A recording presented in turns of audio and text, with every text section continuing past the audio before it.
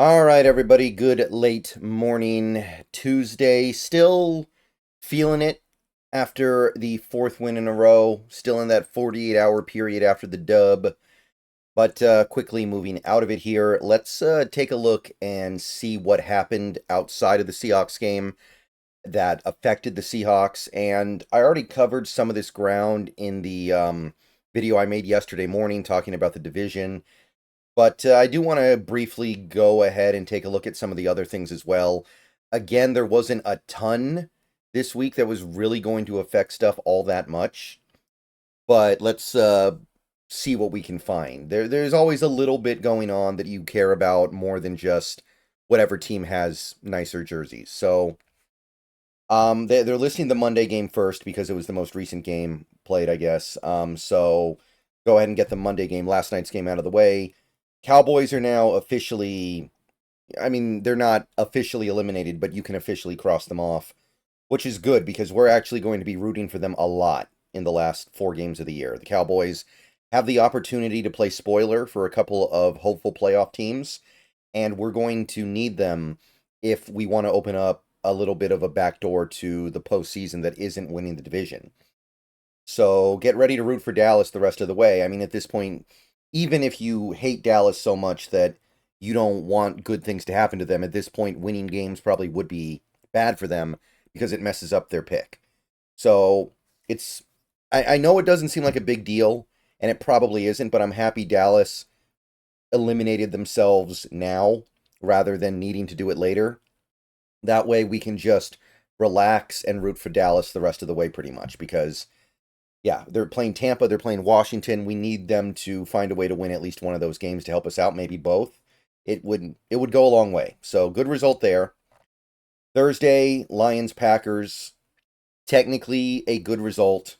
Detroit is off and running. We're not catching them. Well, I shouldn't say that, but we're certainly not catching them. I think it's mathematically impossible for us to catch them now. And Green Bay, there is a universe where they end up slipping up enough to miss the playoffs, but you look at their schedule, it's going to take a lot. So it's hard for me to really get amped up about this, right? The Packers, first of all, in order for them to slip out of the playoffs, they'd probably need to lose to Seattle. And if we beat the Packers, I'm not really going to be thinking about the wild card very much at all. I'm going to be thinking about winning the division 98% of the time. And beyond that, the Packers still get to play the Saints, and the Saints may not have Derek Carr. They might be going with Spencer Rattler. And then they have one other really bad team that they're playing. I can't remember who it is. The Bears. So they win those 2 games, which they should be able to sleepwalk through. You're talking about 11 wins. That's going to get in. That's pretty much a lock. So, yeah, we wanted the Packers to lose, but it's really hard to imagine it affecting the team enough to knock them out. You almost need them to lose out. You almost would need them to lose out. Maybe one more win wouldn't be enough, but 10 wins, you would expect that to be a playoff spot in a general circumstance, right? And that's what they're looking at. All right, so now we go to Sunday here. Jacksonville, Tennessee wasn't really much there. Um, I can't think of any real angles here of note. We got Jets, Dolphins. I guess it's good because we want Miami to have something to play for when they play the Niners, but honestly, that barely matters anymore.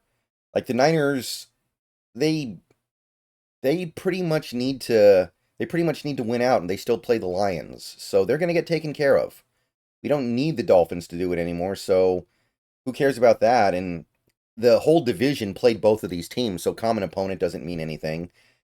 Falcons, Vikings. I um I did want Atlanta to win, I guess, mainly just because I wanted Atlanta to win that division. And it's still not over, but something's up, man. Something's really not going right there in Atlanta. And as somebody who was pretty low on Tampa Bay, I feel like it just feels like it's over. Like, look at Atlanta's remaining schedule. Look at Tampa Bay's. If Tampa Bay blows this, that's pretty, even for a team that is dealing with some pretty major injuries to some of their key players, they shouldn't blow that. So I kind of feel like Atlanta is just I feel like you can almost cross off Atlanta because of how poorly they're playing. And I know they're going to probably get right Monday night. I think they play the Raiders, but starting to kind of feel like that's a lost cause now. And it's certainly not that big of a deal. We're talking about a tiebreaker in the event that both teams win the division.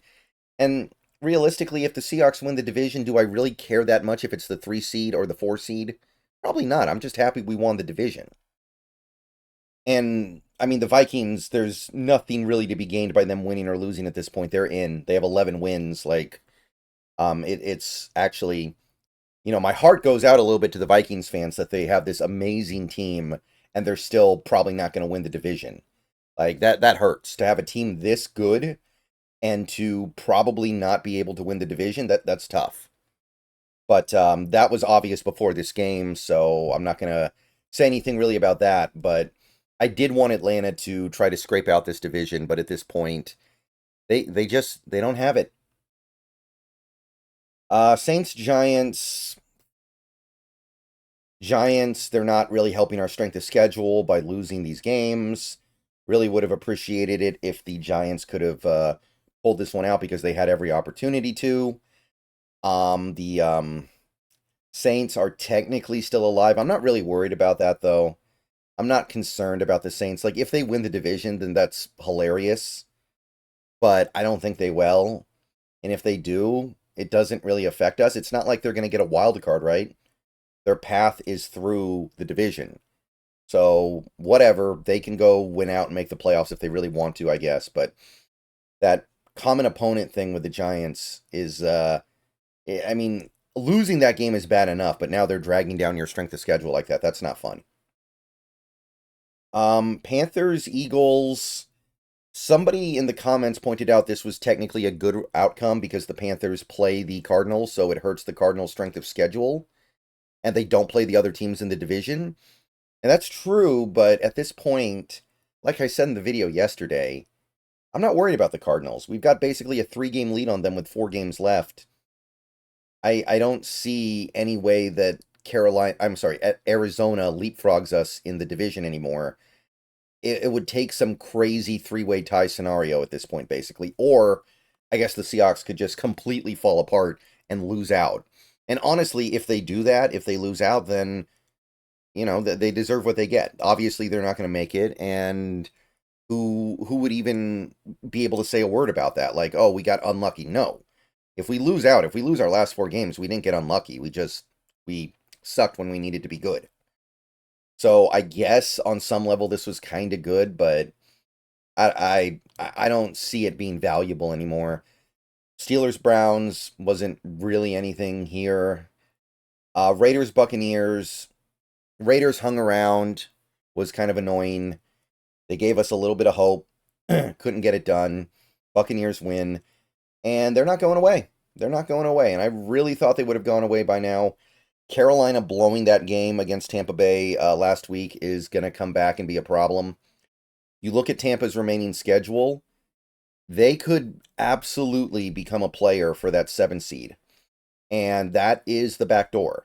And by the way, even if they win the division and that's how they get in, that's not ideal for Seattle because of the tiebreaker situation.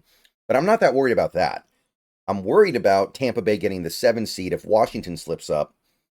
And then you get Tampa Bay in that 7 spot over Seattle because they would own the tiebreakers in all likelihood. It is overwhelmingly likely Tampa Bay will own tiebreakers if it comes down to that with Seattle. So we need somebody to knock off Tampa Bay at some point. Like I said, the Cowboys would be a great candidate for it. That's a game they'll expect to win. The Tampa Bay, I mean. And if Dallas can come through, then that'll be a really good shot in the arm for our back door. The one that really hurt this week, of course, was Bills-Rams. I got nothing to say about this one. Never rooting for Buffalo again under any circumstance. Hope they miss field goals in playoff games that cost them a Super Bowl trip for the rest of their lives. Yeah, I mean, Josh Allen literally had maybe the greatest game by any quarterback in NFL history, and it wasn't enough. Really, really sad, really, really pathetic stuff.